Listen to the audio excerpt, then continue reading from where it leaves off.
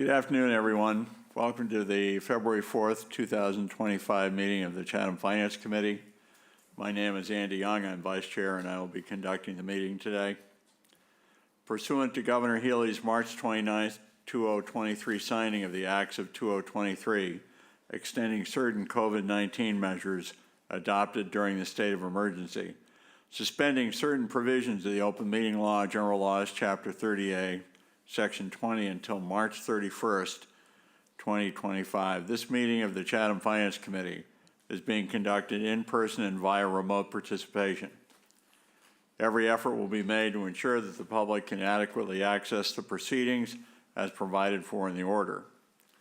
A reminder that persons who would like to listen to this meeting while in progress may do so by calling the phone number 1, area code 508-945-4410, conference ID 11950433#, or join the meeting online via Microsoft Teams through the link in the posted agenda.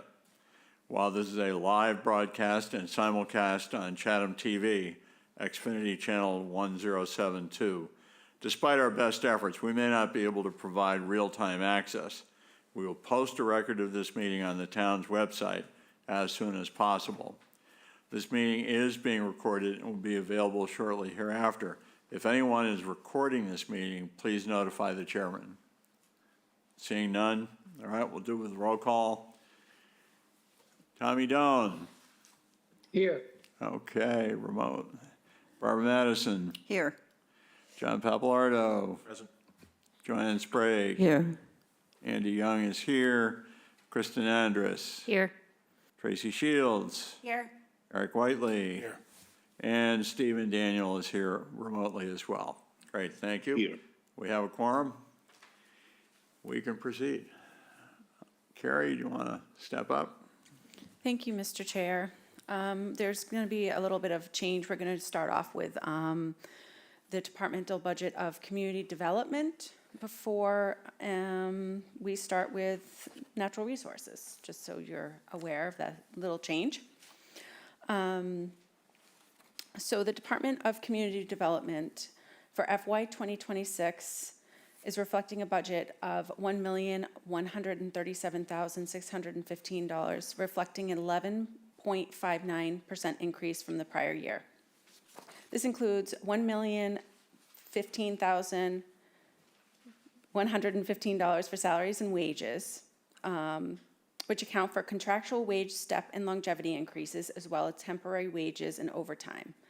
The increase in salaries also funds a new full-time local inspector position recommended by the town manager to address the annual short-term rental inspections required under the new Mass Building Code effective October 11th, 2024. Their operating expenses amount to $122,500 with a net decrease of $3,000. And we have the department head for the community development, Katie Donovan, online to present her budget for us. Thank you, Carrie. Katie, good to see you. I'm not hearing you. Oh. Sorry. Good afternoon, everybody. Thank you for having me. I apologize that I'm not there in person.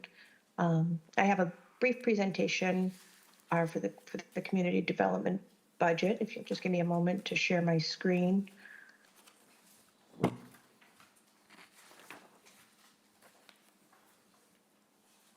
Okay, can everybody see my screen okay?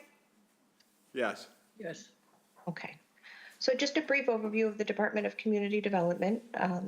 Our personnel, we have myself, the Community Development Director.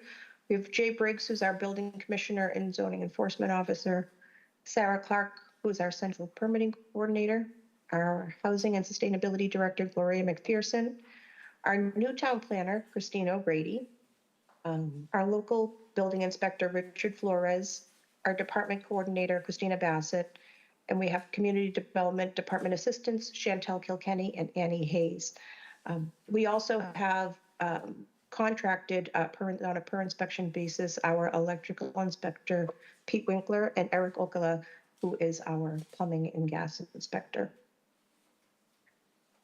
Just a few statistics from 2024 of the work that the department undertook. So we issued 1,086 building permits, 911 electrical permits, and 1,152 plumbing and gas permits. And with those, we conducted 1,605 inspections relating to building permits, 1,316 inspections related to electrical inspections, and 1,657 inspections relating to plumbing and gas.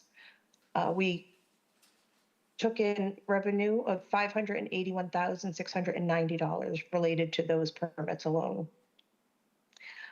Also, we had 370 applications that were reviewed from our regulatory boards, which include the Planning Board, the Zoning Board of Appeals, the Historical Commission, and the Historical Business District Commission. And we took in $40,952 in revenue from those applications. Our fleet in community development is pretty small, but we have two fully electric vehicles. We have a 2019 Nissan Leaf and a 2024 Ford F-150 Lightning. We do not have any capital requests this year from the Department of Community Development.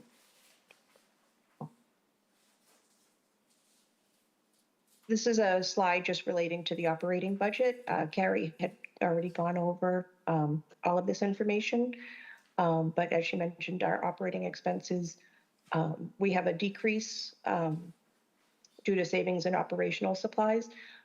Community development actually does all of the operational supplies for the entire building at the annex, so including all paper supplies, any type of office supply for natural resources, the sticker office, as well as community development. But we have been seeing a savings over the past few years, so we did reduce that line item. We also reduced publications and subscriptions, and that was because last year we had an increase because we needed to buy new code books based on the new building code that was just adopted. And then, as was mentioned, we have an increase in $1,000 each in continuing education and meetings, dues, and travel, with additional staff. An additional staff member added a couple of years back. We realized that we wanted to be able to provide for additional training for all of our department staff, and so that increase is necessary in order to be able to cover the costs of those meetings and trainings and such. And then just a little bit to talk about the new position. So with the adoption of the new state building code, one of the changes was the inclusion of periodic inspections for short-term rentals. So they are now required an annual inspection by a local building inspector or by somebody that operates under the building division, whether it be the building commissioner or a local inspector. And those are for non-owner occupied single or two-family dwellings. And again, those are on an annual basis. When we looked at the number of short-term rentals that we had registered, we looked at being able to do 30 inspections per week. And with that, it would take one person about 37 weeks to perform all of the inspections based on the number of registrations that we had. We know that we can't absorb those inspections with our current staffing levels. And so we had requested this position, which the town manager has supported. We looked at a potential funding source as potentially raising the annual short-term rental fee, which is currently $50, raising it potentially to $100 or $150. And the proposed salary for this position, starting salary, would be $75,520. And that is all I have to present, and I'm happy to answer any questions. Thank you, Katie. Mr. Chair. Yes, Katie, thank you.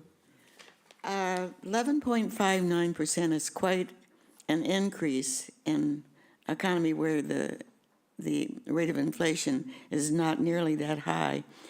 Can you go over again the major causes of that? And I understand one of them is a new position, and just explain that one more time.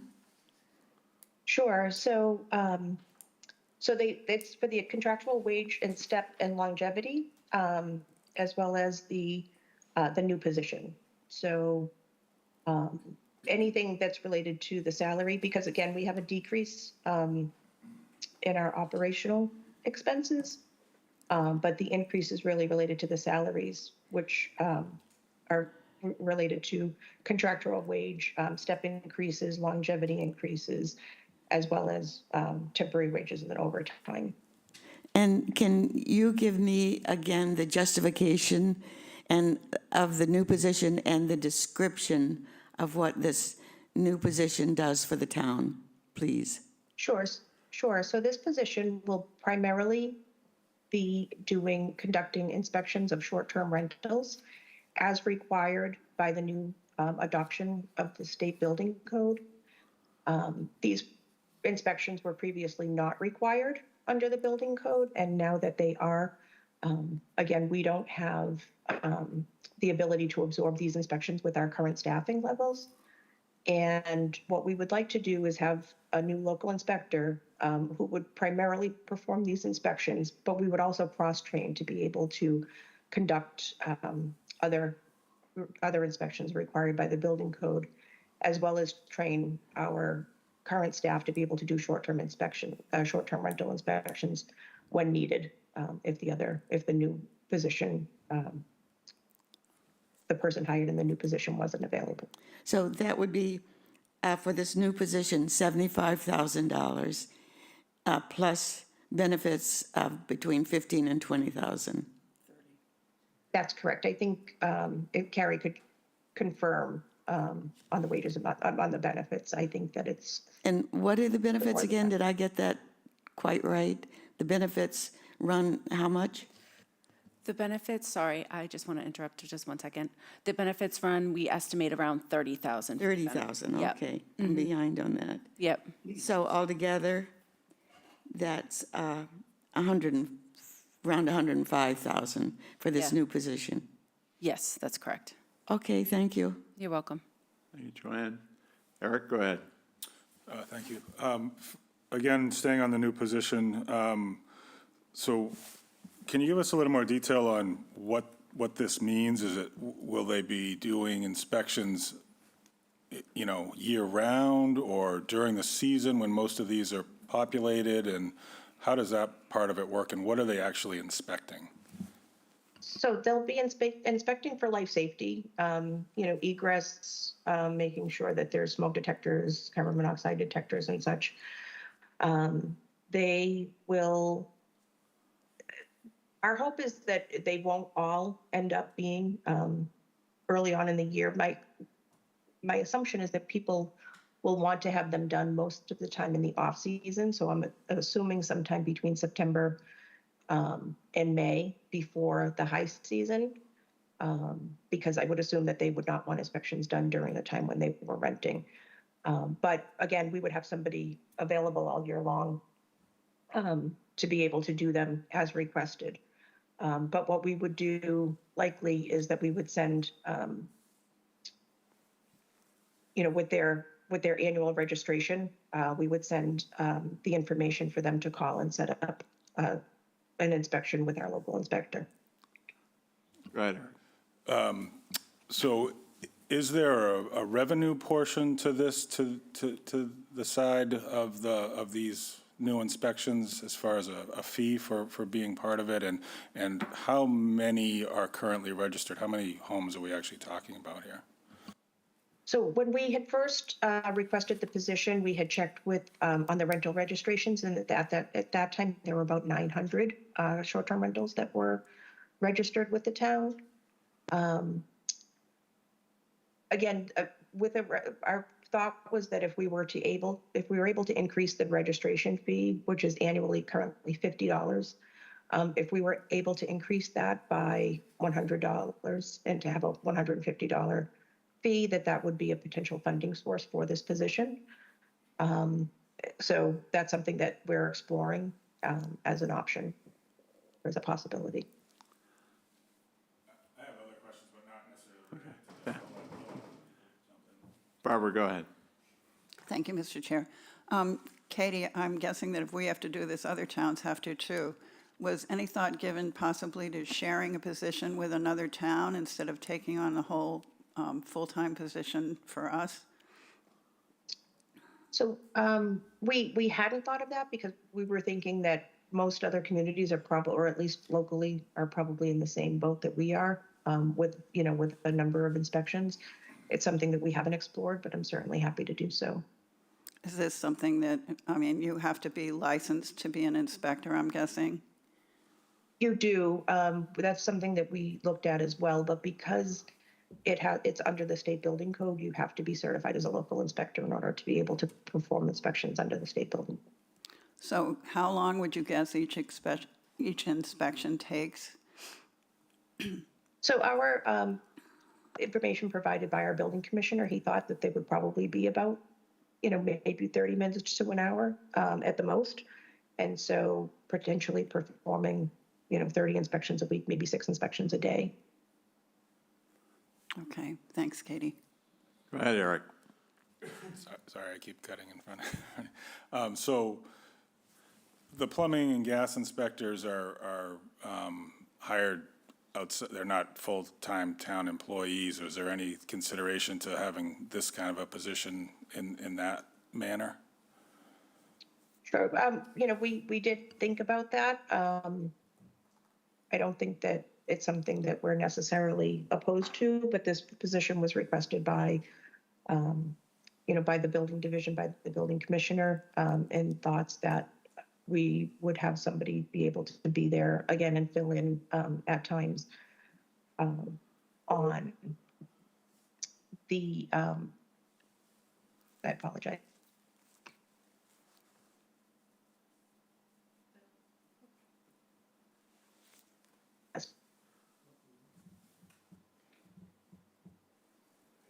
If it were necessary. Katie, you were frozen.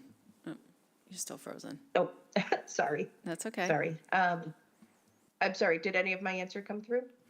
No, I don't No, think so. Okay. I apologize. So basically the building commissioner requested the full-time position based on the fact that not knowing, at 900 inspections or 900 fully registered, as of the time of the request, the thought is that we probably have about double that for the number of short-term rentals. So if we get additional registrations, it would actually take someone more, more on a full-time basis to be able to do these inspections. Currently, our plumbing inspector works 2 days a week performing the inspections that they perform, and our electrical inspector works basically mornings. So they're not full-time positions, but again, it's something that we can explore if needed. But like I said, the building commissioner had requested a full-time position. Tracy? Thank you, Mr. Chair. Hi, Katie. To me, it would seem most appropriate for the cost of this to be absorbed by the registration of the short-term homeowner. $50 seems kind of like nothing for registering your short-term rentals income source. So if you thought bumping it up to $150 could cover the cost, that sounds like a no-brainer. Others? Okay, go ahead. Oh, Kristen, sorry. Thank you. Hi, Katie. When is the last time that our building permits, the fees were raised, and how do we compare to other towns? So the last time the fees were raised was in 2008, and we had planned to actually bring forth increases in the fall to the select board for approval. And we had recently heard that other communities had recently raised their fees, so we're doing another survey. We expect that we're going to bring forth a request to, for the select board to approve an increase to the fees sometime this spring, hopefully to be in effect for July 1st. Please, Joanne. Yes, thank you, Katie. We have supposedly around 900 short-term rentals that we know of. And what is our revenue per year? Those are taxed, right? They are through the state. I think, I'm not sure if Carrie would have that information available. I don't have that information available, but I can get it for you. Yeah, I would like to have it and to know what our revenue is from the short-term rentals. I think that's important to know. And determining whether or not the revenue we take in is worth hiring a new position to enforce the rules. Thank you. John? Yeah, thank you. Katie, what happens if the inspector finds a deficiency or a safety issue on a rental? Do they issue a stop renting or stop leasing order? How is all that handled? So this, again, these are, this is a fairly new requirement. So I don't know that those questions. We lost you. Lost you. Katie, we lost you. So I think that we would need to come up with a process and look at what's required not only under the state building code, but what's required under the sanitary code. I envision that this position will work closely with the short-term rental person that is within the Department of Natural Resources Health Division, and that they would work closely together on inspections and have, some sort of a checklist that would have to go through. I would envision that there would be a report that would be done, and that any deficiencies would need to be taken care of. But again, I know that the building commissioners have been having conversations with the state building inspectors to try to figure out what their parameters are. Yeah, thank you. I appreciate that it's new. I mean, it's new to all of us, really, the regulations around it. And I just wonder if the town has any liabilities if it issues a stop renting order or doesn't allow someone to rent their property, their investment property, or their second home, whatever, and we end up with a liability there. And also want to say that I support exploring the avenue that Eric brought up about maybe a fee per inspection rather than not just absorbing a salary, but the OPEB considerations down the line as well. So I'd like to see that explored. Joanne, please. Thank you, Mr. Chair. I think before I could really consider this request, I would really want to know all the terms of what revenue the state and we receive from I want to know all the details of that. That's a big part of whether it supports, we can support a new position. Okay. Thank you, Joanne. Stephen, is your hand up? And I believe Tommy also had a question too. My hand is up, but I will defer to Mr. Doan. Beauty before age. Thank you, Stephen. Katie, what constitutes a short-term rental? Any property that is rented for less than, I think it's 31 days is the state definition. Less than a period of 31 days. Thank you. Thank you, Tommy. Stephen? Hi, Katie. So I'm sympathetic to the position request. If I pencil out roughly 4,600 inspections by the department last year across 260 business days. That comes out to 17 inspections a day, which amongst the 3 inspectors is 6 inspections. The citation in the budget book is that we have, as you noted, approximately 900 short-term rentals. Under the state's public registry of lodging operations, or lodging operators, they list 1,624 in Chatham. Now that includes hotels and motels and B&Bs and everything, but notably and most importantly, it includes short-term rentals. So I think your 900, once we continue kind of the enforcement and ferreting out who's not yet signed up, it's going to turn over a considerable number, several hundred, I would think, because I don't think we have a couple of hundred motels in town, more short-term rentals that are going to require this annual inspection. So I'm sympathetic to the position. I also think kind of in concert with some of the other comments that the team has inquired, I guess what's involved in determining or making an increase in the inspection fee, the annual inspection fee from 50 to something else? Is that something that you just declared? Does it have to go to the select board? I think I believe it needs to go to the Board of Health because the registration is through the Board of Health. So Right. I think they would have to approve the increase to the registration fee. I'm not 100% sure, and I can get back to you on this, whether or not the select board would also have to approve that. Well, that's fine. Thank you. I think in any case, like Tracy, I would be wholly supportive of embedding this incremental cost into that inspection fee, whether it's $50 or $75 or $100. And obviously, if it were, $100 flat, that would generate much of the incremental cost. So that's helpful. Thank you very much. Thanks, Stephen. Others? Eric? I have a couple questions, but they're not related to the new position. So you have a question on the new position stuff? Oh, go ahead, Tracy.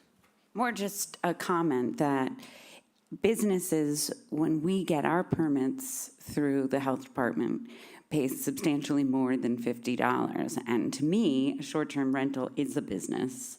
I'm skeptical that the town receives any tax income from the short-term rentals. I believe that all goes to the state, but I may be wrong.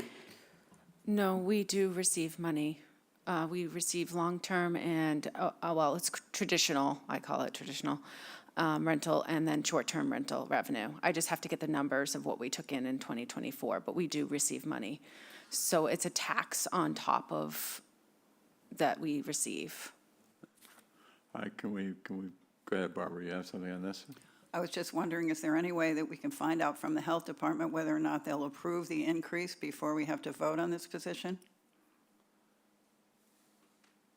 I can certainly bring that request to our health agent and ask to have a conversation with the Board of Health, have an agenda item. Thanks, Katie. Greg, you have something? Yeah, with your permission, I'm Greg Berman, Director of Natural Resources.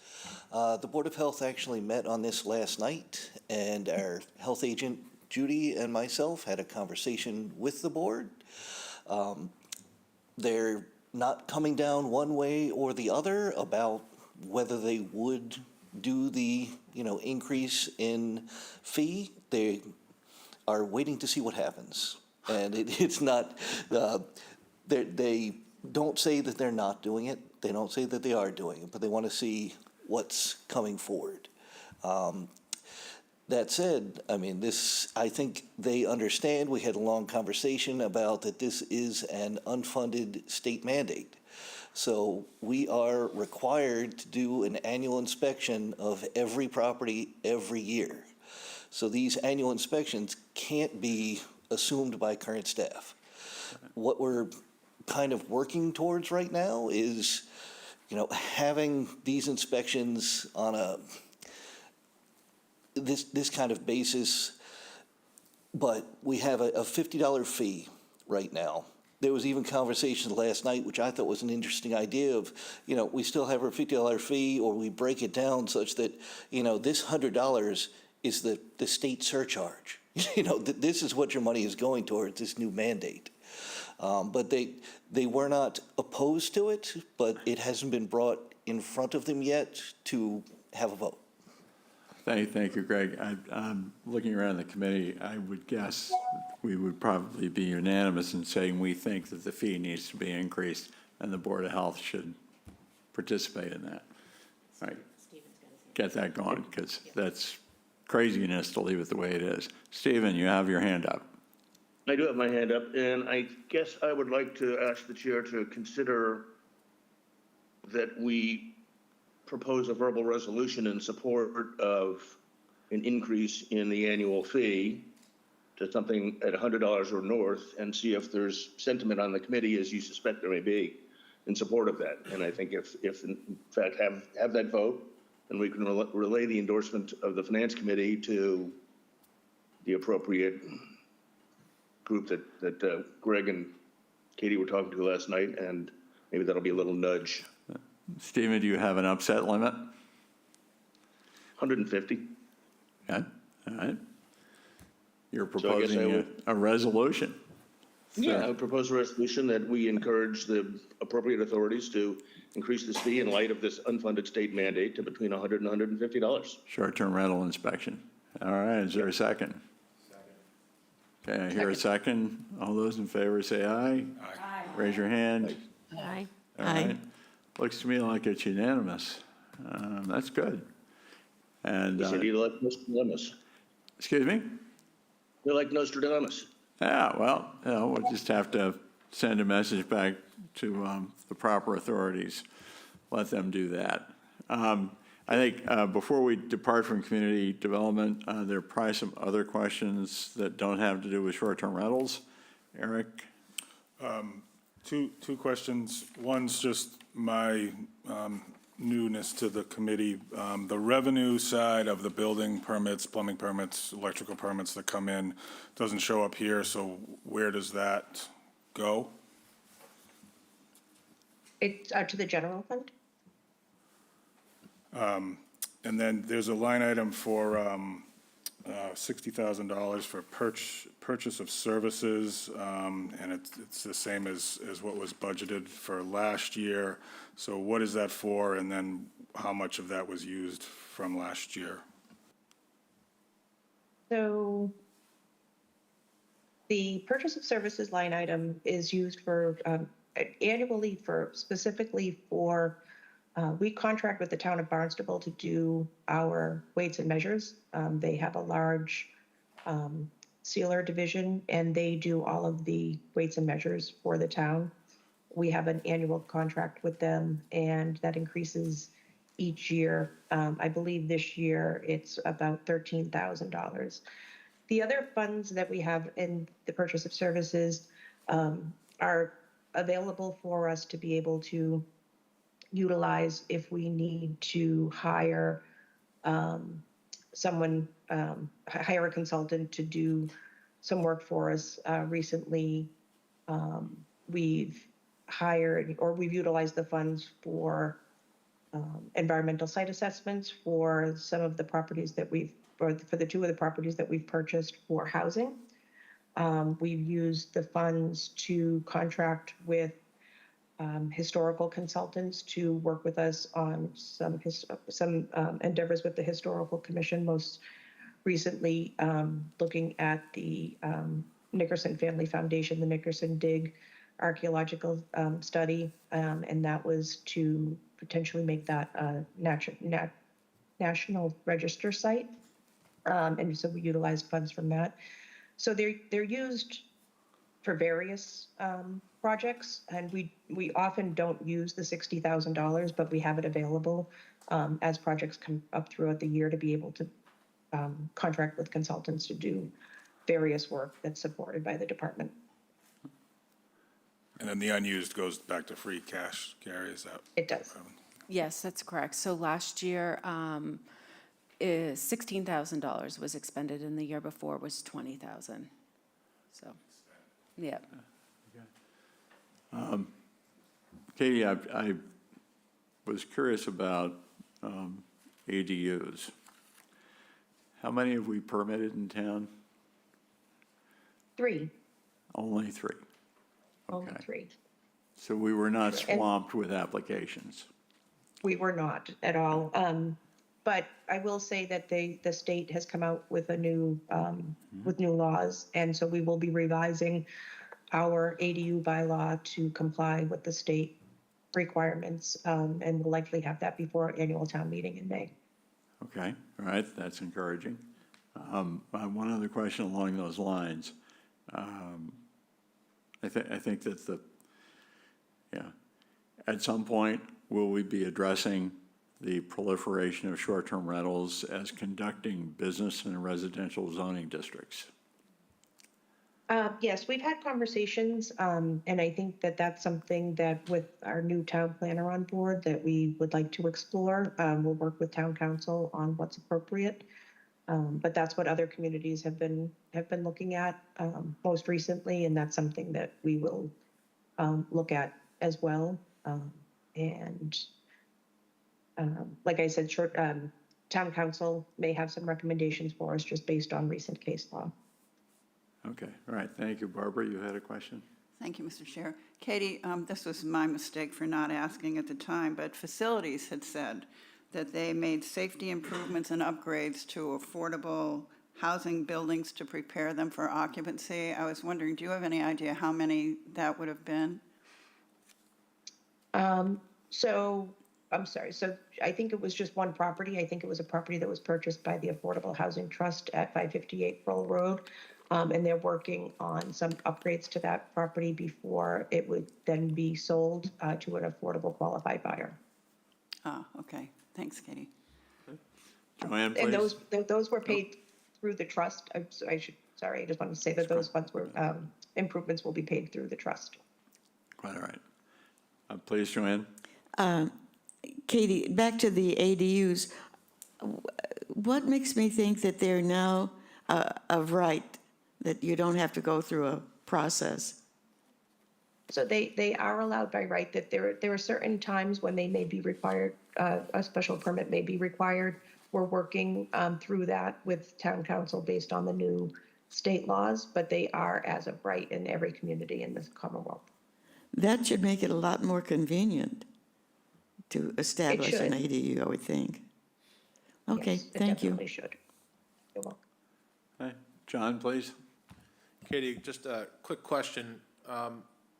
In the permit issuance database that you have, are you able to tease out how many folks are taking advantage of the heat pump, switching over to heat pumps as they upgrade their HVAC systems? I think I'll check and I think we should be able to get that data specifically. That's something that you'd like. We can work on preparing a report through our permitting software. At some point, I'd be curious to see if folks are taking advantage of all the incentives that are out there for it. If there's a wider adoption of that technology. And then, I guess in a similar vein, curious about the number of residential solar installations in the town. Okay. I can certainly get that information for you. John, other questions for Katie? Or shall we turn her loose? All right, it looks like we're all set unless I don't see anybody online raising a hand. Okay, good. All right, Katie, I think you're free. All right.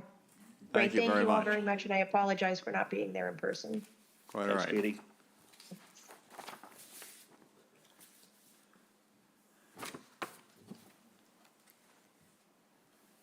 Thank you, Katie. She's gone. Okay, so next up is the natural resources budget. And we have Greg Berman here, but I will just go through a summary of the budget for you.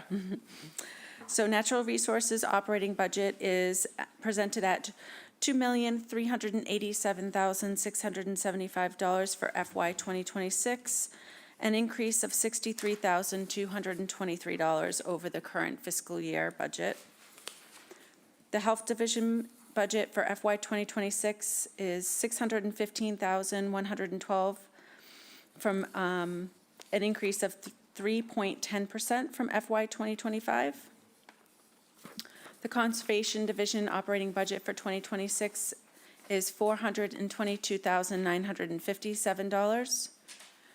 The Pleasant Bay Management Assessment is $63,085, up 4.4% from 2025. The Harbor Master Division operating budget for 2026 is $874,485. The Coastal Resources Division operating budget for 2026 is $160,127. The Shellfish Division's operating budget is $248,910. The South Coast Harbor Plan Committee and Shellfish Advisory Committee and the Waterways Advisory Committee are all level funded for FY 2026, and all the committees have a $1,000 budget for 2026. The Natural Resources Department also has some capital requests for 2026. These are for the items between 10 and 250,000. Natural Resources requests are 50,000 for stormwater management. Health requests are 15,000 for supplement for an EV vehicle. The Conservation requests are $10,000 for lands management. Harbor Master requests are navigation aids for $20,000 and Mitchell River Bridge maintenance for $45,000. The Coastal Resources requests are $100,000 for tide gate and roadway improvement feasibility assessment to mitigate coastal flooding, and $10,000 for town landing infrastructure improvements. And then we have the Shellfish requests of $15,000 for a new shellfish outboard and fiberglass work, and $50,000 for design of a Shellfish Division workshop. And there's also the dredging request, which is at $400,000. You've seen this before. It's an annual request. It's usually a separate article. So we have Greg Berman here to go over natural resources for us. Thank you, Greg. Very good. Thank you, Carrie. Welcome, Greg. Thank you. Hello again, Greg Berman, your Director of Natural Resources. Just wanted to walk through our departmental budget with you. And just for kind of logistics, I'm planning to start off in PowerPoint, going through our operating costs through staffing, and then I'll probably switch over to our digital budget book, and then we can go line by line through any of the operating costs and capital budgets. So at any point, obviously, feel free to stop me as we go along, but that's kind of the schedule as I've been planning it. So our department has 5 different divisions in it: our Coastal Resources, Conservation, Harbor Master, Health, and Shellfish. And I did list them alphabetically. There are no favorites in our department. As Carrie mentioned, we also have our Pleasant Bay Management that's kind of housed within our department, and several support for the committees, which will all be, are all proposed to be level funded this year. Natural Resources is about 3% of the overall budget of the town, and I don't think I'll take the time to kind of go through all the accomplishments of our department, but I'd like to stress that they are substantial, they are available, they're in the monthly reports, they're in the budget book, and they're at the end of this presentation that's in the packet. If any of you would like to ask about any of them, I am more than willing to go through them at length. So here are our staffing costs in our department, just kind of broken down in pie chart form. Overall, we have 16 full-time, 1 part-time, a couple intermittent, a couple stipends, and up to or less than 69 seasonal. And I'll go down to each one of the divisions to kind of give you a feel for what each one is as we go along. So here we are in Coastal Resources. Ted Keon, our Coastal Resource Director, is the full-time employee. We also have the Herring Warden, which is just a stipend position under that division, and up to 3 town landing officers. So relatively minor changes in salary here due to, and I believe it was kind of covered in community development, staffing costs go up over time based on COLAs and steps. Conservation, this division is led by our conservation agent, Paul Whiteman. We also have a wetlands permitting coordinator and an assistant conservation agent. Within this division, we also have up to 13 seasonal part-time employees. A lot of these have to do with our Nauset Beach HCP, Certificate of Inclusion for our Habitat Conservation Plan. The idea is if the birds are nesting late and kind of going into season, we might need to bring more people in. We did not have to do one last year, so that went back to free cash, but it kind of needs to be there in case it gets enacted. There did used to be a administrative assistant in this position. That was actually shuffled over to the general government or finance department in order to handle the sticker office. So that would be a full-time with the sticker office, also help with budgeting. The seasonal position just, we really needed a full-time position. And the only way to make that a whole position was kind of combining the budget and the sticker. So I think Carrie may cover that position in the future, but that's why this division has actually gone down this particular year. Our harbor master, Jason Holm, under him has a department coordinator, a mooring manager, a deputy harbor master, who hopefully will be starting in a couple of months. And then we have our wharfinger and assistant wharfingers and our assistant harbor masters. So this is the division that's actually requesting a new position this year. You may have heard about it in the past, and that's kind of what I wanted to get into. So this is showing about $73,000 of increase in the division. Not all of that is just for the new position. Some of that is increases in steps and COLAs for the other employees. So this position would be a boat operator, marine mechanic, and the idea is while the overall cost is around $69,000, not counting benefits, and I'll let Carrie mention benefits again if you have questions about that, but this particular step and grade, if we bring in a full-time employee, we expect to see reductions in the overall division operating costs.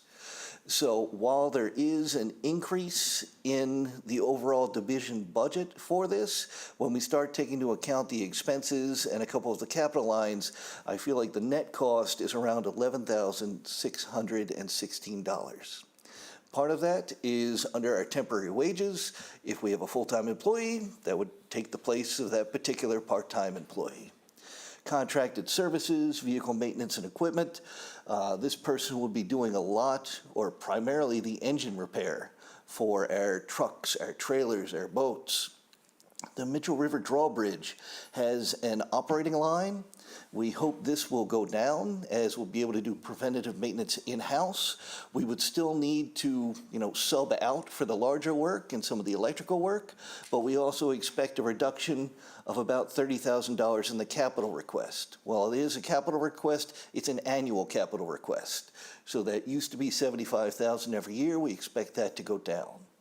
And then our boat maintenance, we dropped that out of the capital outlay because hopefully we're not going to have to go outside of the division for these kinds of repairs. So while there is Mitchell River Bridge maintenance, that's not all it is. I mean, this is primarily marine mechanic. And why do we need a marine mechanic? We actually have 19 trucks and trailers just within the Harbor Master Division. We have 15 boats that are serviced, mostly in Harbor Master, several shellfish, 1 fire, and 21 engines.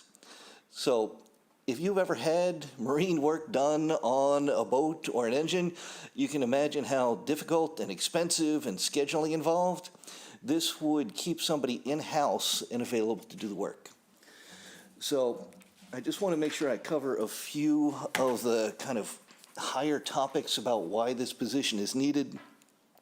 One is there is staffing and coverage challenges right now. So we have 3 full-time staff. There's been an increase in administrative support, which means there's been a decrease in overall folks who are on the boat and available for emergency situations. So this would bring that back up to a more robust number. 2, the delay in marine repair and costs. Local mechanics don't really come out to you anymore. You're expected to bring it in, which means we have staff time moving that equipment. In addition to that, there can be lag times of 1 to 3 weeks before they even start to look at the equipment coming in. That can be a long time when we have, an asset that needs to be on the water in the season. Another thing that came up was during the holidays, a lot of these local shops just shut down entirely. So there could be a period where we need an engine and we cannot get it fixed. So this would hopefully forestall any of those things with somebody in-house and able to do it. Obviously, marine mechanics are quite expensive in the hourly rate, 135 to 190 an hour. The wait times are substantial. Let's see what else. I think that's mostly it, but we have had a seasonal employee who's been able to do some of this marine mechanic type work, which was one of the rationales for requesting a full-time position. We've been able to save a lot in our previous budgets just with having somebody with marine mechanic skills, but this person's available a day or two a week part of the year. We can get a lot more done and a lot more savings and a lot more continuity if we're able to have a full-time position. So that's pretty much it on the position. I'm happy to talk more about that or move on to the rest of the presentation. Hey, Joanne? Thank you. What did you say the labor cost per hour for the mechanic is a rule? More of a guideline, but from our harbor master, he gave me rates of between 130 to 190 per hour is not unheard of in this area for a marine mechanic. I have not spent that myself in Chatham, but I've seen the bills come in. Eric? Thank you. I'm very supportive of this position. I think it's a good idea. I think, what you're presenting makes sense. I guess my concern would be whether $69,000 is going to get you somebody that has the capabilities that you need to do all these kind of things, and if you had any thoughts on that number and where that came from. Yeah, so we have actually done a little due diligence on that. We've gone out to a couple of marine mechanic shops. While the hourly rates are high, that's not necessarily what marine mechanics are getting. And we are hoping that this salary will be able to bring somebody in, especially with the idea of, the benefits that come with working for a town that just aren't available in the private sector. Anybody else got a hand? Anybody online have a hand up? Doesn't look like it. All right, Barbara? Thank you, Mr. Chair. I also am supportive of this position. I just wanted to get the numbers straight. If I add up in the budget books, the savings on the categories, contracted services, equipment, small capital, Mitchell River drawbridge, and temporary wages, it's only about 20,000, so I'm missing the other 40. Is that a capital request that you? Yeah, that was So under the that's capital. probably the Mitchell River capital line. So that while it is a capital request, it comes up every year. Right. So that's why we included it if it was a one-time only, we wouldn't have thought to thrown it in as part of defraying the cost, but since it is an annual expense, we added it in there. So if we get this person, then we can get rid of that? Not get rid of, but it's been reduced from $75,000 a year to $45,000 a year. Okay. So it's our expectation that we'd be able to keep it at $45,000. Yeah, that's really the basics of it, and I'm happy to go. I'm planning on going through the digital budget book, which has the Harbor Master Division line by line, so I can show you there's really no increases in any other line item. There's only decreases related to this boat operator position. Oh, yeah, actually, I did see that. Thank you, Greg. All right, John, please. I'm also supportive of the position, and about a week or two ago, the harbor master gave us a heads up this was coming, and I appreciate that somebody, maybe you or someone, put together the net cost table. It's really helpful to see where the offsets are and the savings, and I think bringing this capability in-house into the town makes a lot of sense. Thank you. Great. Yeah, Jason and I worked on this table and a variety of things for a while. We appreciate it. It looks like maybe we can go on to the next division. Craig? Very good.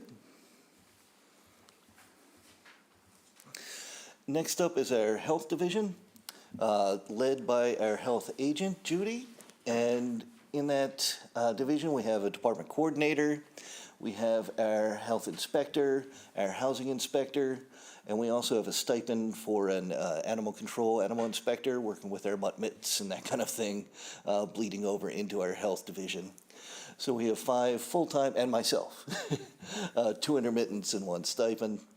The intermittents are within environmental technicians working with our water quality, partially with the water watcher volunteers, coordinating that sampling process and then taking those samples to get analyzed for nitrogen, eutrophication, et cetera. If you have any questions about that, I would invite you and anyone listening to our new water quality lab pages, which we just have online. We have fancy new GIS maps where you can pull up individual graphs of DO and eutrophication. Also within this, relatively new, so that's an increase this year. We have an additional money for water quality programs. Specifically right now, we are still funding Dr. Bob Duncanson. He's working on our NRCS projects. So these are projects that do have a end of life within the next year or so. But until then, he's kind of still leading the charge. During the past year, he was able to acquire an extra $300,000 for these projects through a grant. So we feel like it's money well spent to keep him aboard and managing these. But for now, for this current year, this is our ask for the increase. Folks have any questions on health? Barbara? Just a really quick one, Greg. There are 3 buildings, I think it was what's been accomplished in the prior year, 3 buildings have Narcan in them. I figure community center and the middle school. What's the 3rd building? This is actually one. Oh, okay. I think it's right as we walk into this room. It should be right here. There's also another one over at the Fish Pier. Oh, okay, thanks. Sure. Oh, Go ahead, Joanne. Thank you, Mr. Chair. What did you say Dr. Duncan was in charge of, please? the NRCS project, so these That's are, the NRCS? yes, NRCS. What does that stand for? I knew somebody was going to ask me that. The National Conservation, oh boy, Resources Services. It's under USDA, which is United States Department of Agriculture. The overall projects are wetland restoration, stormwater, flood prevention. There's 4 different projects at Alifamitz, at Sears Road. There's another one at the Herring Run. So a lot of it is culvert work. So whether the culverts are collapsing or need to be widened, right now we're at the phase where we're putting out requests for quotes and RFPs to be able to engineer the design and permitting to find out how much it's going to cost. Right now we're at the phase where NRCS is providing 100% of the money for the design permit phase. And then once we get to construction, they fund up to 75%. I don't have the exact article in front of me, but we do have, I believe, about $800,000 in a capital line for the town share of that 25% of the overall project costs. And how long does this contract run with Dr. Duncanson? So a lot of this is a slowdown related to how fast surveys can be performed, how overloaded engineers are in the area. There was potential things could have been finished up in the next few months, but it's looking like it's going to be at least another year. Okay, thank you. Sure. Hey, Greg, I apologize. I want to go back a little bit to a comment on the Conservation Division. There was something in there about higher beach raking costs. Oh, yes. Under the purchase of services line. Why is that in conservation, and why does it cost more? So I'm happy to cover that now, but that'll also be under the digital budget book. So All right. we could wait till then, but I'll definitely remember. It's in my notes. Okay, because I know that at one point or another, the irregularity or the absence of beach raking and herding speech was a cause celeb for some. Yes. And I'm just curious to know And what the constraints are. So a teaser or the short story is our department, this division, runs the contract with Mass Audubon that does the monitoring for the beach raking. So this isn't actually the beach raking itself, but it allows the beach raking to happen. Okay, all right. So who actually does the beach raking? That's under Parks, Recs, and Beaches and Rec and Beaches. Okay. Amy Howell is I got the idea. managing that one. I appreciate it. Thank you. Sorry, proceed. Sure thing. Hey, Andy, can I just jump in with a quick question? Go ahead, Stephen. Sorry, thank you. Greg, just pursuant to your reference about lift mitts, is the work that's going down at the bottom there on that bulkhead, is that a town project? I'm sorry. What Steve, I location, couldn't quite Stephen, hear you. again? You just made a reference to a project at the bottom of a lift mitts, and I'm wondering if the bulkhead replacement that's currently underway is a town project. Okay, I can let you know that it's not one of the NRCS projects, and, private repair of the Okay. falls seawall. okay, so, thank you, that was Ted Keon, our Coastal Resource Director, and that one is a private project, it's not related to town work, that's ongoing right now. All right, I thought it probably was. Thank you. Okay. Sure. Sure thing. All right. Craig, please proceed. Sure. Next is and last is our Shellfish Division. We have Renee as our Shellfish Constable. We have several deputy shellfish constables and Ben, our assistant shellfish constable propagation specialist. We also have a significant number of seasonals in this as well in addition to propagation, monitoring the shellfishing out on the flats, enforcement, that sort of thing. So this does have a slightly higher increase than some of the other ones. That's due to the, high number of seasonals, and it kind of adds up over time. But there isn't, any new employees or anything based in this division. Questions? Barbara? Thank you, Mr. Chair. I may have zoned out if you've already talked about this, but I was just wondering, what is the status of the Route 28 Herring Run project? Sure, so I believe that's tomorrow. The current status, and we do monthly reports on this through the town manager's reports, but tomorrow is actually going to be a site visit. We put out requests for quotes to, I believe it was either 5 or 7 firms that do the design permitting. This is one that did get slowed down because NRCS had a certain amount of money set aside for the design permitting. Our quotes came back at, it might have been an order of magnitude higher than what they thought. So there was a lot of refining of the scope of services. And right now we're waiting to, go through this process for quotes. Once we get that, the design permitting can start. And then once that happens, we can put it out to bid for the actual construction. But I mean, it still feels relatively early for these projects, but this is once we get going, we'll be moving as fast as we can. Especially the herring run is very important to us. I mean, every time I look at it or drive by, I worry that, it's restricted already. We don't want to restrict it so much it actually impedes the herring run. Thanks, Greg. All right, good. Thanks, Craig. Sure. Next, as Carrie mentioned, we have a few other kind of non-division budgets. We have our Pleasant Bay Management, which has a small increase, and then all of our committee support, which has no change. And with this, I'll probably shift over to the digital budget book. Let's see. There we go. My smiling face. Sorry, there we go.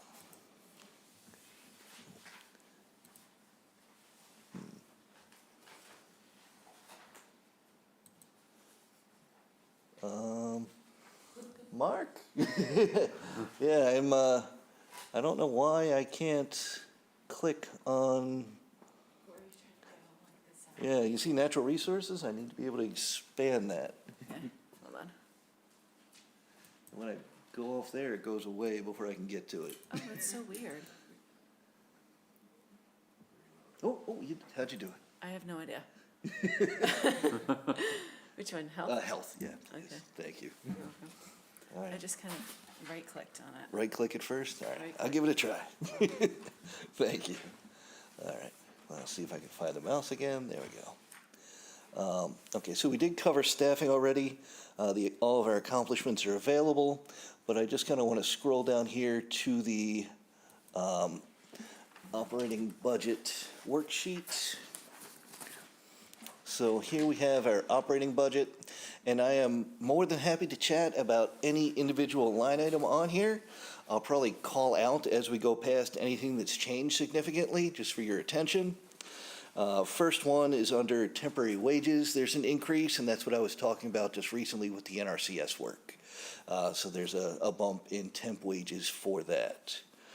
Then we remain relatively level funded down through expenditures of purchase and services, which is actually a decrease. A fairly significant decrease. The reason that this went down this year, and we can't expect it every year, is that we have ARPA funds from the feds and county that are going to be paying for a significant portion of our household hazardous waste collections. This is something that has increased significantly in cost year after year, certainly within the last 2 or 3 years. Luckily, we're getting it taken care of this year. Next year, we have to see what the budget's going to be.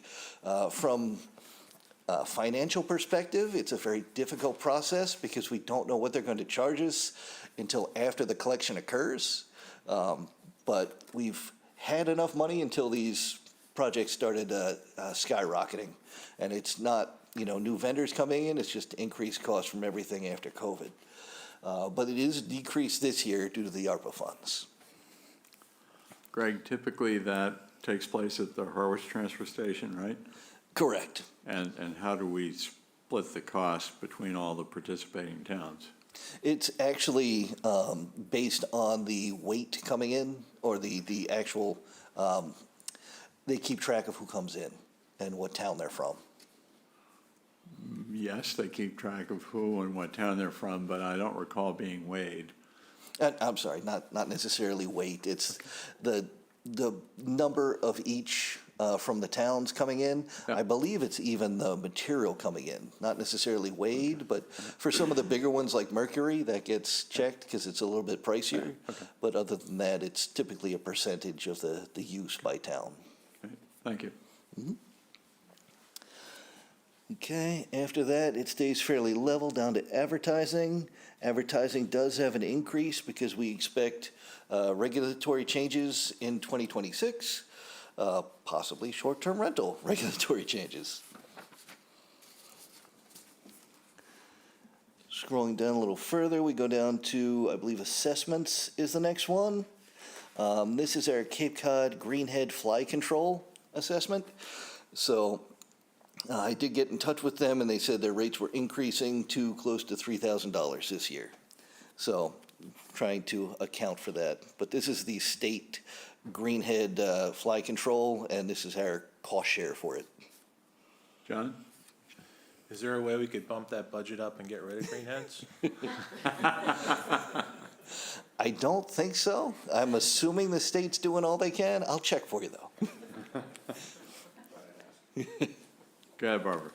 Thanks, Andy. What do they do with the greenheads? I mean, are they being poisoned? No, so this is, this is separate from mosquito control. Predominantly, it's those boxes you'll see out in the marsh, like the dark blue boxes that they fly in and it traps them, and then, they fly in, they don't fly out. I don't believe any poison is Condos used. and things like that. Yeah. Let's see. Our next one is an increase under monitoring costs. And this is an increased rate specifically from Barnstable County that does our beach testing. So this is our weekly testing for our public bathing beaches, and also the cyanobacteria testing for our freshwater ponds. So talking to our vendors who do this, the rates have gone up again. Okay, I think that's all I have for the health operational, and I'll move John? on to conservation unless folks have questions about health. I just had a question about the freshwater testing for cyanobacteria. Is the contractor, is that APCC? I know they do a lot of It is, yes. posting on the status of different ponds, and they're expanding that. I think that would be, if they can increase their capacity and continue to monitor and increase the number of freshwater bodies they monitor, I think that would be a benefit to the community. Yeah, so We actually did quite well with our testing. We didn't have any exceedances last year. APCC is working with the Cape Cod Commission for the, I believe it's called the Freshwater Initiative, ponds and lakes. You can, look it up on the commission's website. They have an interactive viewer where you can look at all, some of the coastal water bodies too, but the freshwater ponds are specifically on there that you can monitor, how it's changed over time and, which ponds in Chatham are being monitored and reported on. All right, now, if I can work this out, I'll see if I can get over to conservation.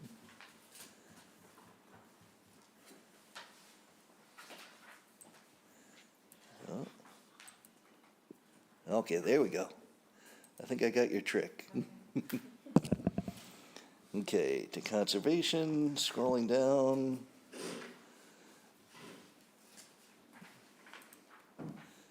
Okay. So we had already talked about the staffing changes. As you mentioned, Andy, under purchase and services, instead of 15,000, we moved it up to 25,000. This is actually going to double our monitoring for beach raking on our south side beaches.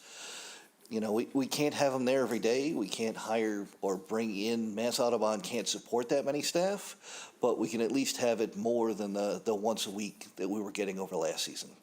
So we're hoping for at least every beach twice a week this year, as needed with a lot of caveats with staffing and everything else. But this is us working with Mass Audubon to try to ensure, safe and healthy and attractive beaches.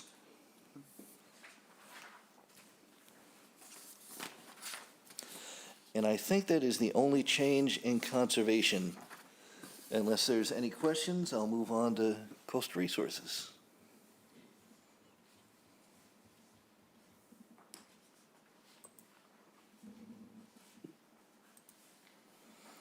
Here we go.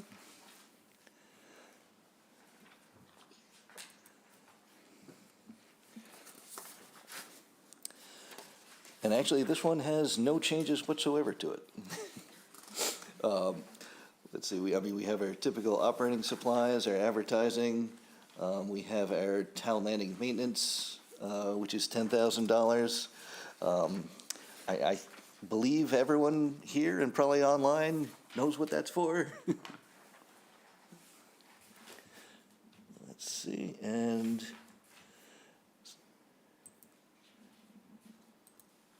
here's our shellfish division.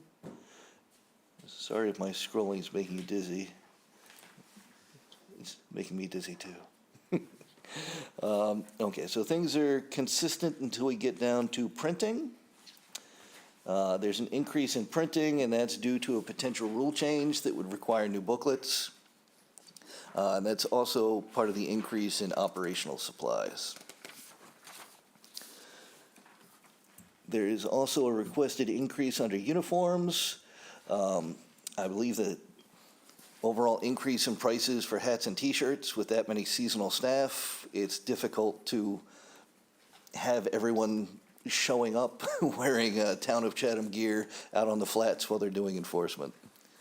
And then a relatively modest increase for meetings, dues, and travel. A lot of this is personally owned vehicle, and the mileage rates have gone up. We wanted to account for that. And that's it for shellfish. Hey, Andy, can I just ask Carrie a quick question, please? Go ahead, Stephen. Carrie, in my budget book, at least, pages 259 to 61 are essentially a series of zeros other than FY26 budgeted. Is there a reason why we have no historic data from 23? 24 shows a $200,000 over budget, 25 is blank. Is this just sort of printing errors, or what's going on here? Is that the shellfish division? Yeah, I think that's a separation. we printed the books and then we realized there was an error on those pages. So then, since then, we corrected them. But there are multiple pages, I think, that only go up to 23 actuals and don't show 24 actuals, which 24 actuals are on the digital budget book, but you're gonna have to go online and look at that information. This is just something that we noticed after the books were already printed. Okay. All Sorry. right, thank you. There No, was no also- worries, thanks. Okay, It's also Karen, this something- means that the digital budget book is up to date? yes, Okay, yeah. thank you. Okay, now let's see if I can get there. The next will be,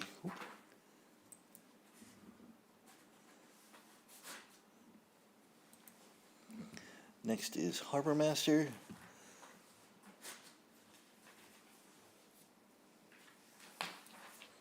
Okay, we already discussed the boat operator and marine mechanic, but that's why there's an increase in regular wages and a slight decrease in temporary wages. The next change is down to contracted services. And really, it's, this one is reduced due to that position taking on some of those services. And then as we scroll further down, the vehicle and maintenance also is reduced for that same reason.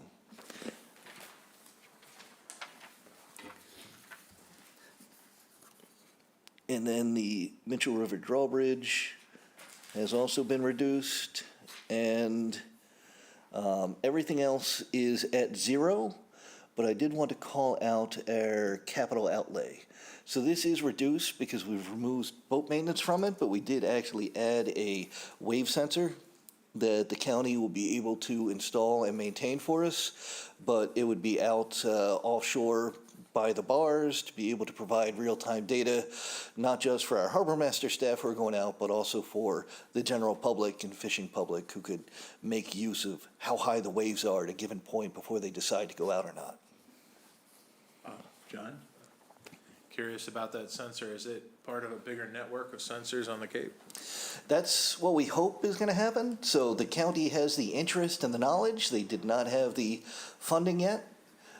So we're going to work, our plan is to work with the county, the Cooperative Extension, one of my former agencies, to bring this wave sensor to Chatham. The idea is the more towns that do it, the more valuable it'll be that we actually have this network of sensors. At bare minimum, we can use it for, the fishing fleet and the harbor master and the general public. Hopefully, it will actually show how waves come in at certain angles and certain storms. So that's the kind of long-term pie in the sky hope for the project, but even the relatively low cost, it's certainly worth it to get, real-time data for our folks. Eric? That's cool. What's the public interface for that? You said the public would have access to it as an app or a website or? Website, yeah. It's certainly not live yet. We'd have to acquire it, install it, everything else, but the plan is for it to be publicly available on a website.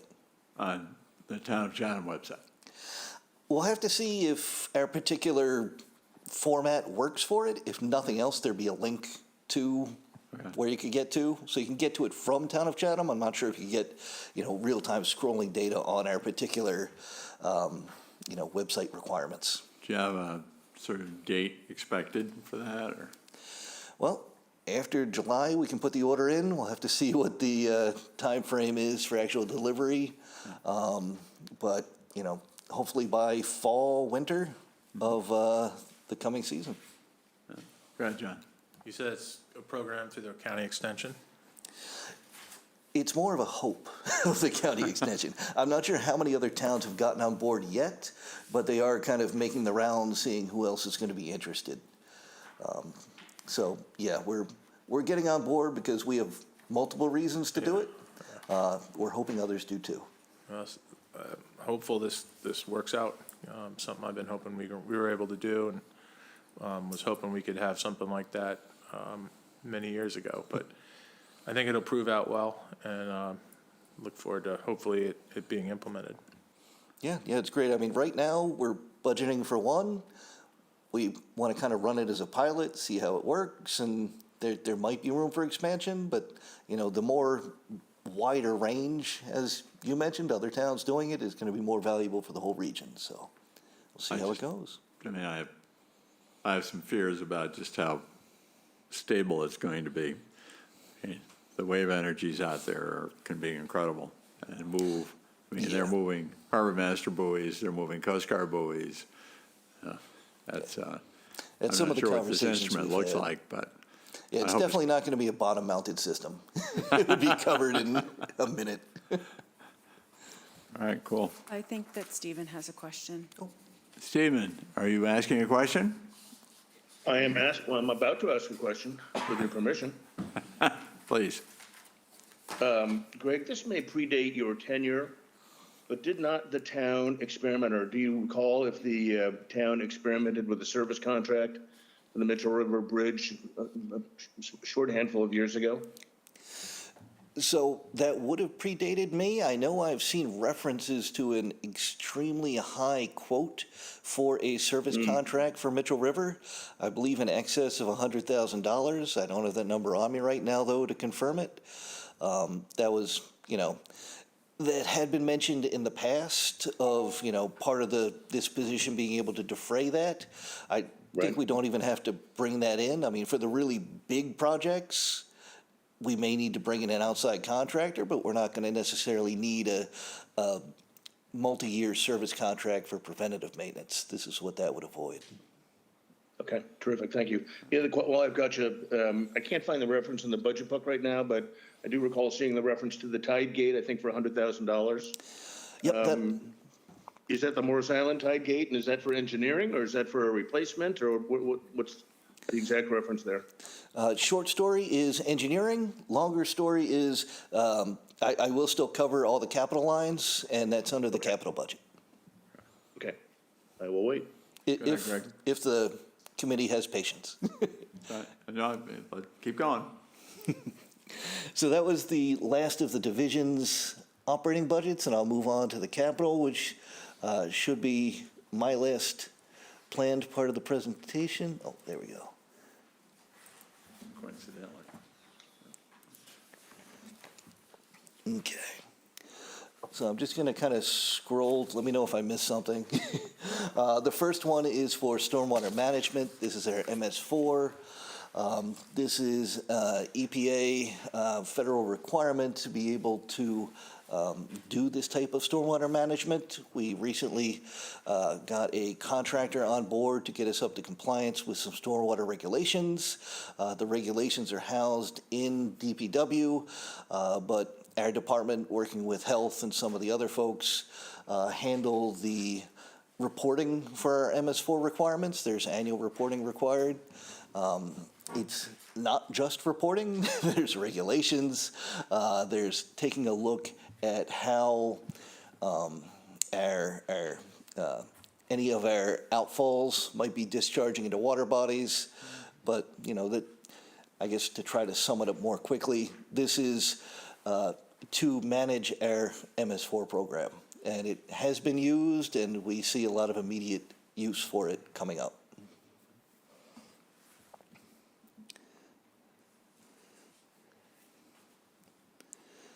Conservation, this is a request for $10,000 for conservation lands management. This is the same as was put in last year.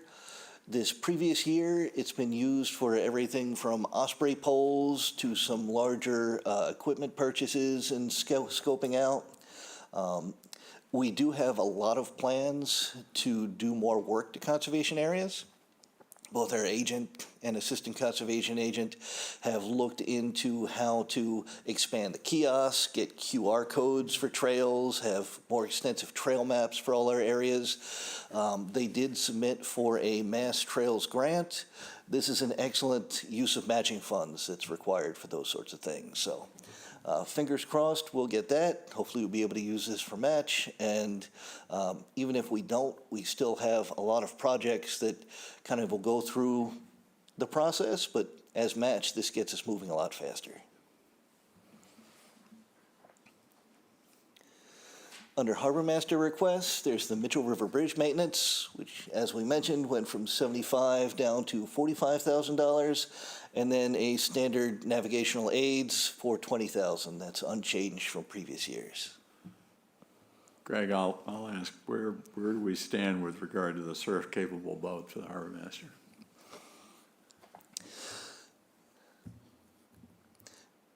So,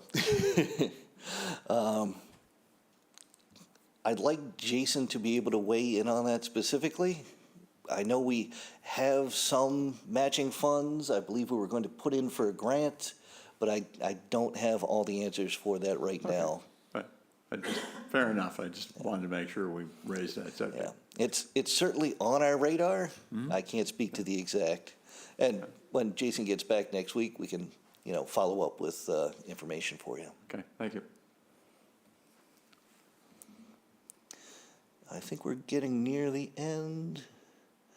Coastal resources.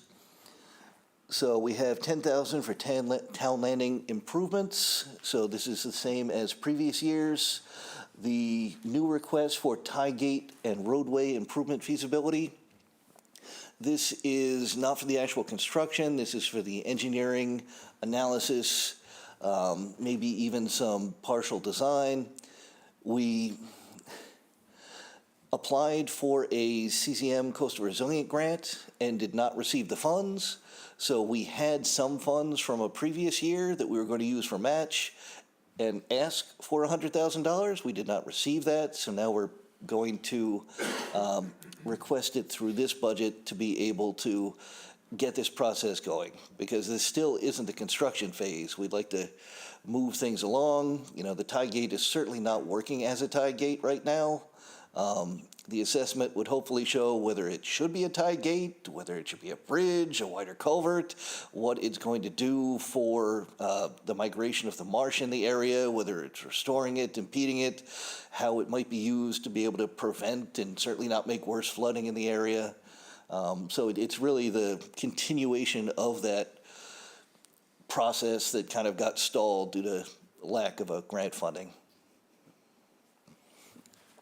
Little Mill Pond Pier, we have it in here. It's $500,000. This is one that is, I believe it was voted on by CPC to be included.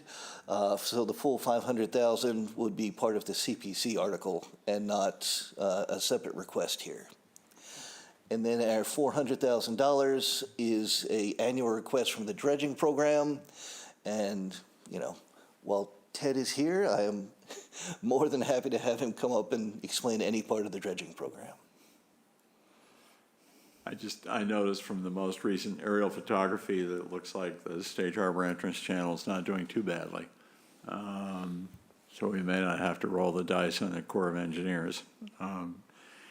Is there any likelihood that they would entertain an application to maintain the federal channel in and out on the east side? Aunt Lydia's Cove? Yeah. The Aunt Lydia's Cove specific area is actually in pretty good shape. Yeah. For the last number of years, the problem is getting to that channel. And that's out in the Chatham Harbor, proper area. Okay. The permits that we have issued or have submitted and have been approved at both local and state level is still in process at the federal level. The bottleneck, as is anticipated, is with the Corps. We actually have 2 projects slated to go almost within weeks if I can get permits. And in order to get those permits, I had to actually had to reapply different permits for a different process for those 2 projects. So, and that's for Mill Creek and Stage Harbor. You're right that Stage Harbor in general is looking pretty good. There is another, quote, bump that I'd like to get rid of before it gets too big. Whether or not I'm going to be able to get to that one or not, I don't know. It's dependent on the permits and the time of year when we can't dredge because of the winter flounder, horseshoe crabs, et cetera. So I don't know if that answered your question. Certainly looks like we're still suffering from, prevailing tide moving from the east side to the west side through there. And Around Morris Island, the currents are still coming in as they have been. What's interesting is the shoaling just to the south of Morris Island is getting severe. Yeah. So again, it's not really part of the dredging program right now. Whether we would want to dredge there is a whole nother question, because that may just exacerbate the situation. Right. But I think navigation next year around Morris Island is going to be a challenge. Still thinking about the tide vein project? It's still in the permitting phase. Interestingly, the shoals I just referencing are almost acting in that function. I'm very reluctant to not continue permitting in case things change. The goal has been to get the permits, hopefully never have to implement, but if we do, the permits are in place. That's still the direction we're heading. I know, Ted. I'm going to be sorry to see you retire. There's a lot of balls still in the air. Roger that, and there still will be for years to come. Yeah, thank you. I think we might just have one more at the bottom. Oh, no, almost forgot about shellfish. So this is a request for a new shellfish outboard and fiberglass work for one of the existing boats. You know, it's, you know, not just about saving money to do this fiberglass work on an existing boat. Apparently this is the exact hull type and size that's perfect for what they use for propagation. So they want to keep it going as long as possible. That involves some fairly major fiberglass work on the transom to get it back into working order. The Shellfish Division Workshop is something that we've talked about for years. The shellfish team can't do work in the winter on their boats, their engines, their equipment, etc. There just isn't space in town. This is potentially to expand the animal control building kind of across the way. What direction am I? Down over next to the airport. An addition on the side, so it would be, you know, separated from everything over there, but it would have access to heat to allow, you know, paint and fiberglass to actually dry, and water to be able to wash, safety equipment, those sort of things. So this is something that's been on the docket for quite some time. And then the absolute last one, we have a town bylaw requiring staff take a look at EVs, electric vehicles first. We've had a lot of success with our, you know, current hybrid Mitsubishi. The range is very low. The community development does have a pickup truck that's fully electric. We put in a request for one from the same dealership. One of the issues with that is electric vehicles are a bit more expensive than some of the standard vehicles. The way to defer that is through the federal and state rebates, which equal $15,000. So in order to get this new vehicle, we wanted to make sure we had money in the bank to pay for everything. So it would be an additional $15,000 that we would then get back after the rebates. We'll have to see for the next one. The state rebate is very likely in place. Federal is going to be another question.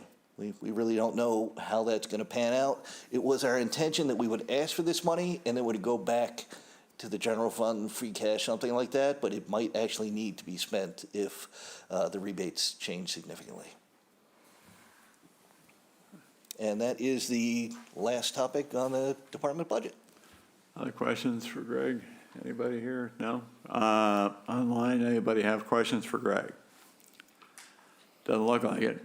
All right, cool. Thank you very much. Yep, pleasure. Thank you, Greg. Okay, our agenda includes item number 4, scheduling and report to the select board. I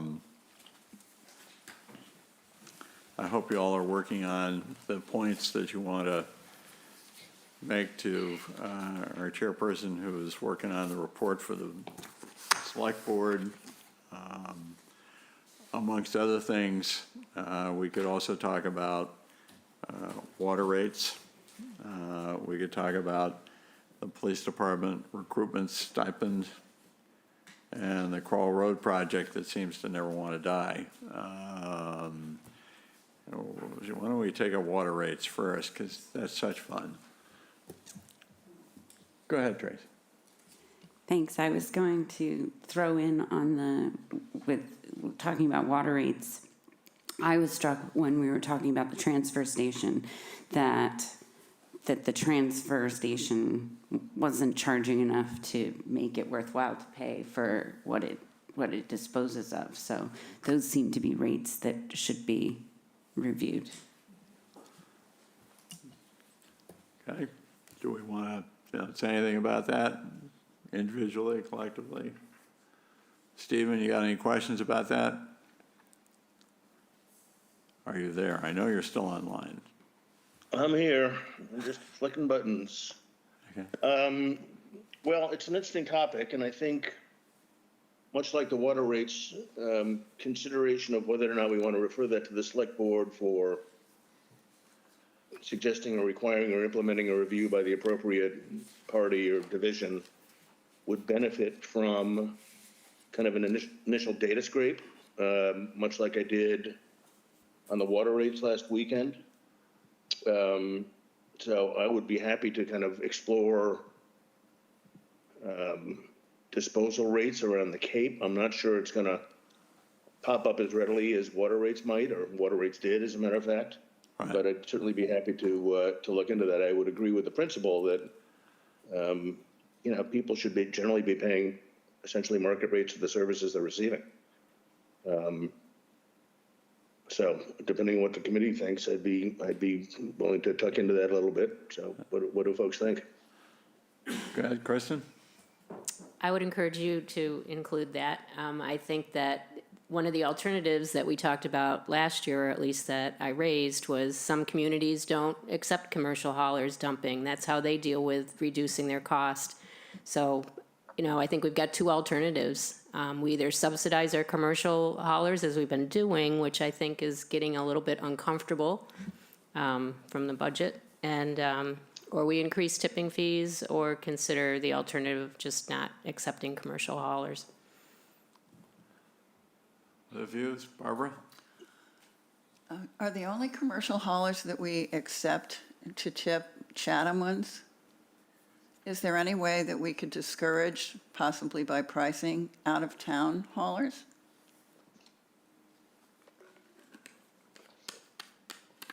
I have no idea. It's a good question. Yeah, my guess is that this conversation would probably benefit from Rob's presence. So if this is a path we want to go down, we can work with Carrie to see if we can schedule Rob to come back and get it posted on the agenda. I'm just not sure we have enough information or data to reach any conclusions right now. I recall at one point, and this is now probably many years ago, one of the issues with CMAS was we had to guarantee them a certain amount of product to go into their plant. And I'm not quite sure if that's still the case, or whether we need to meet some sort of minimum. Anyone Well, else? why don't we see if we can get Rob in to edify us a little bit, or whoever the appropriate party is. Okay. Carrie, is that something we can talk about afterwards, Yep, please? yep, no problem. Okay, the water rates piece, should we have some discussion about that? I mean, I found the I think data. The essential question I kind of posited, given the data that was compiled, is this something we wanted to refer to the select board for consideration, or for, mandating a review? I mean, they're all the sewer and water commissioners. So do we want to encourage them to think about these rates and adjust them for market?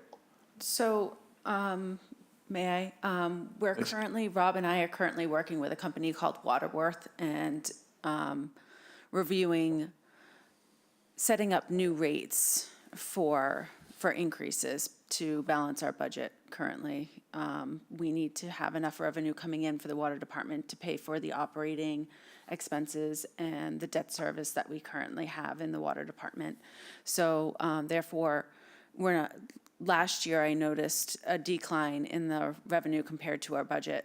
So this is basically, prompt us to review our rates and everything. So I actually had a meeting today with the company, and hopefully in the next few weeks, we should have something that Rob should be able to present to the Water and Sewer Commission and then be able to present it to select board to approve. I'm assuming that's how the steps would go, but I just wanted to let you guys know that. Yeah, that's helpful. I would still be inclined to inquire of the committee whether we wanted to forward a recommendation to the select board for that consideration. Yep. I vote Yes. Notwithstanding what you just discussed, Carrie. I'm seeing an awful lot of nodding. Absolutely. I think, yeah, the committee as a whole. Okay, so that's good. So we can get started on that. How about Andy mentioned it was a stipend. I would think I'd rather characterize it as a recruitment bonus, recruitment increase. Yeah. I think, again, hopefully my note was fairly clear. Chief Anderson has had some real challenges in forcing his men and women into shifts. 229, and that was only through the end of November last year, and that was up from about 160, I think, the year before. So it's definitely taken a toll on morale. It's taken a toll on planning. And when asked if another $2,500 might help again differentiate Chatham from the pack, he was pretty enthusiastic about that prospect. I don't see the utility of unfilled positions in the police department. So kind of over to everybody for what do we think about that? I've heard from a couple of you, thank you. But was there a general consensus or not on whether this is something we want to recommend for the select board's consideration and the Jill? town managers? Jill, I see your hand up. Thank you, Mr. Chair. So the recruitment bonuses have been implemented at the administrative level through myself and Human Resources. And I think I appreciate the interest of the Finance Committee, but I also need to think about parity as well with all of the other employees so that we don't value public safety employees higher than a DPW laborer. And so while I appreciate your interest in making a recommendation, I think we need a little more time with HR to actually flush it out what would work best. We certainly have listened to the employees through our Food for Thought engagement program. And as you have seen in our collective bargaining agreements, have worked to have the employees pay less for health insurance, and the town contributes more to the premiums in order to keep our employees here. So I think just hearing from the police chief is one important aspect of it, but I think there's some more work that needs to be done and considered at the administrative level. Mr. Chair. Thank you, Jill. Thank you, Jill. I appreciate that. And just to be clear, for the avoidance of doubt, it was I who raised the question. I didn't hear from the commissioner or the chief other than in response to questions I was having with him. Joanne? Bill. Mr. Chair. Understood. Thank you. Joanne? We have not voted yet on looking at all the departments and their many requests for either new positions or increase in budgets.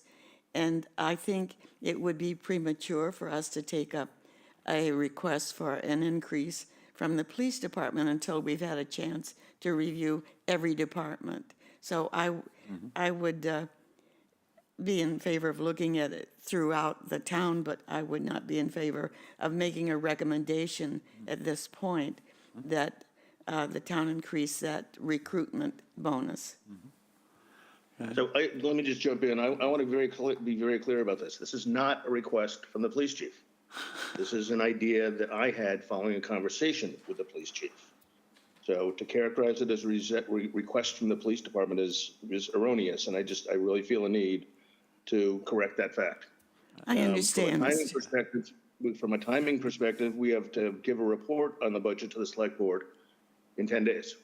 Right. So we are not going to be voting on anybody's budget in the next 10 days. So with kind of those, or 14 days, 2 weeks, kind of with those as facts on the ground, I'm curious what everybody thinks. I understand, Joanne, where you are, and I appreciate that. But there's a little bit of a timing issue if this is something, and understanding Jill's position as well. I would just want to ferret out what the committee thinks. And if it's, let's not do anything, I'm fine with that. And I'm just trying to kind of clear the ground. And I understand what you're saying, Mr. Chair. Jill, is it your experience that, you know, there are other departments that are having trouble filling positions right now? Yes, Mr. Chair, in some cases there is. But again, this is an overall recruitment strategy that we first initiated with public safety, both police and fire. And I think that while I appreciate the well-intentioned, I think we just need to talk about it a little more globally within the administration to figure out what truly is going to be the most effective incentive. And by the way, we were the first town to do it on Cape, to offer a signing bonus as well as a signing referral too. So again, I understand the police chief did not put this forward. I just would like to pause for a second just so I can review with HR what she thinks the best bang for our buck is to incentivize people to come to Chatham as well as retain our employees. Tracy? Thank you, Mr. Chair. I think perhaps there could still, be some reference in our concern about ongoing vacant positions, that, you know, that these two positions have remained vacant and that it's putting stress on the department, and that, you know, just inviting further effort to address that as opposed to the specific incentive. Okay, we willing to leave it there? Sounds like it. What do All other right. people, what do others think about that idea? Yep, I like Tracy's okay. I All like right. it. Jill, does that work for you? Okay, we Yes, it also does. have the It's a Kroll, report, but I understand your perspective on this matter as well. we have the project that never dies, Kroll Road intersection. I understand that Carrie took the bit between her teeth and actually went through that intersection since our last meeting. Yes, I You did. just need to do it on a rainy day in July for the full experience. I gather, Stephen, the idea would be to try to emphasize that, gee, how come this project hasn't died yet? Well, I'm not so sure. I mean, it hasn't died because the select board voted to pursue the 25% design phase. I think and given that, and again, given that I think there's new developments that Jill referenced in our discussion last week, that we would benefit from a new briefing. I guess the way I'm thinking about this prospectively now for the committee's consideration is to just express our ongoing concern about the impact this may have on the nature of our community, kind of the urbanization of that intersection. I'm not sure at this point what more we could say, because there's nothing really to respond to. Nothing's changed since, Right. what was it, Jill, 2 years ago or so, that they voted to go to 25? So that's, I guess, how I'm I think it was thinking about it. 2019. It's been quite a while. It's Wow. been under review by MassDOT. So I guess that's how I'm thinking about it presently, Andy. Mr. Chair, Please, go ahead. I really think we should let it be known that we have reservations about a 25% design and reservations about the reconfiguration. I think it's worthwhile to let that be known that this committee has those kind of reservations about what the state and federal government have planned to do, because this is on the metropolitan transportation list. It's the state and the federal government go through, they have certain amounts of money, and they want to figure out what next improvement they can make. So this is their idea. It's on their list. And to fight that, we have to start with letting them know that we have concerns. And number two, I think the next step would be to bring in our state representative and our state senators, because believe me, they can make a difference in maybe, doing a little something to the design, but we need all the help we can get if this is a design that we're not completely happy with. All right. I don't see anybody objecting to that point of view, at least for now. So probably, Well, Stephen, let's make it, Andy, let's make it more affirmative than that. Are there any objections to including a reference and, language to be determined, but including a reference to the Crawl Road project in our report to the select board for the 18th? No. no, I don't see anybody objecting to it so far. No, everybody's had a fair chance. So Okay, it sounds good. pretty good. Although, Okay. if there's So- new information or a new briefing that we need to get, let's hope we get it. Yeah, we can talk about that with Carrie and Jill offline. Yeah. All right, so as I see it, in the process of kind of beginning to pull this thing together, we've agreed to kind of refer to the Water and Sewer Commissioners, encouraging a review of our prevailing water rates. We will express concerns over unfilled vacancies in the report, and we will make some mention of the Crowell Road project.